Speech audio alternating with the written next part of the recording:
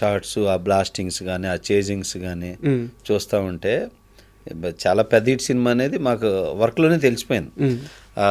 Araku railway స్టేషన్లో గుద్దుకుంటా railway ప్లాట్ఫామ్లోకి రావటం, సుమోలు first time అట్లా రైల్వే ట్రాక్ మీదకి రావటం బళ్ళు అలా చేయటం కానీ, అన్ని సుమోలతోటి చేజింగ్ కానీ, బాలయ్య బాబు వస్తుంటే అలా కత్తులు కింద పడిపోయి ఒక్కొక్కరు బ్యాక్ వెళ్ళటం కానీ, ఇవన్నీ బిల్డప్స్ అన్నీ అద్భుతం అనమాట ఆ సినిమా.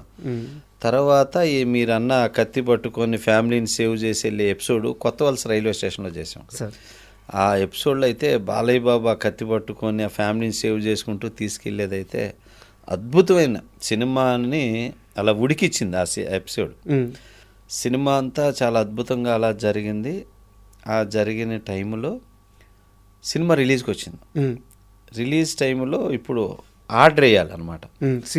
సీన్ ఆర్డర్ వేసి ఫైనల్ ఇంటర్వ్యూలు ఎక్కడ ఇదేంటనేది మొత్తం ఫస్ట్ ఒకటి అనుకుంటాం, చేసినాక కొంత వస్తుందండి. అప్పుడు మన బి గోపాల్ గారు గోపాలకృష్ణ గారిని పంపిస్తే, గోపాల్ నన్ను సముద్రాన్ని నాకు వదిలి నేను ఒక ఆర్డర్ వేస్తాను, నువ్వు నాతో వచ్చారని గోపాలకృష్ణ గారు పరచూరు గోపాలకృష్ణ గారు తీసుకెళ్ళి ఇంటర్వ్యూలు మార్చాం. ఇంటర్వ్యూలు ఏంటంటే రైల్వే స్టేషన్లో వీళ్ళు కత్తులన్నీ పడేసి వెళ్ళిపోయేది. అద్భుతమైన బిల్డప్ హీరోయిజం అది.